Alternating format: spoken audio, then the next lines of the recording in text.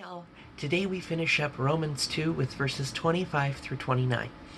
And they definitely kind of continue with the idea of yesterday's verses, which I recognize can be a little steppy on the toe. At the same time, I think it's something that needs to be talked about. Verses 25 through 29 go, circumcision, the surgical rite that marks you as a Jew, is great if you live in accord with God's law. But if you don't, it's worse than if not being circumcised. The reverse is also true. The uncircumcised who keep God's ways are as good as circumcised. In fact, better. Better to keep God's law uncircumcised than to break it circumcised. Don't you see? It's not the cut of a knife that makes you a Jew. You become a Jew by who you are. It's the mark of God on your heart, not the knife on your skin, that makes a Jew. And recognition comes from God, not legalistic critics. And you could easily switch out the word Jew for Christian, because it is God, the mark of God on our heart, that makes us a follower of Him. It strikes me as poignant and quite beautiful that the entire thing that Paul speaks through with all of this is trying to convey relationship. Because the idea of circumcision, the surgical rite, yes, that's all well and good if you live in accord with God's law. If you don't, then the mark just shows you to be a hypocrite.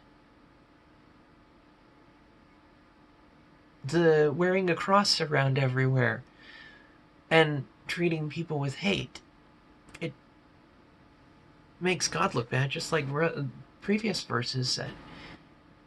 Yesterday's verse is the outsider that is down on God because of that. This entire thing here, it's relationship. It's getting to know our Abba. It's getting to dig in and be with Him. Because if we keep God's ways and His mark is on our heart, and we do it His way, then we show the truth of it. All of these verses connect together, the entire chapter wrapping up in the idea that it's God, His seeing us, that we are who God says we are.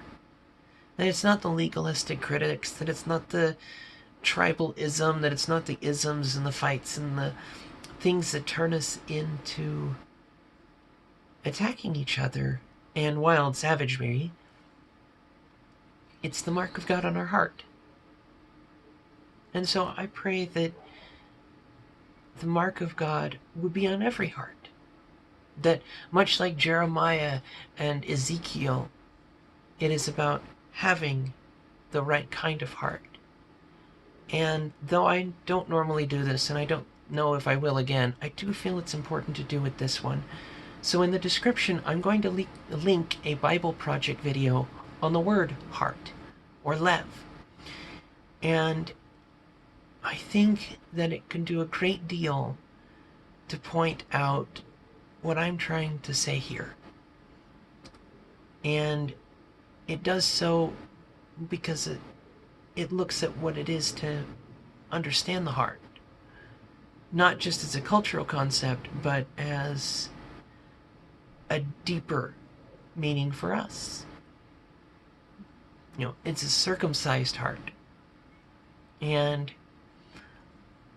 on this beautiful Sunday, I say, give it a watch, give it a listen, and dig into the Word, because the relationship is there to be had. Tomorrow we start Romans 3, and I can't wait.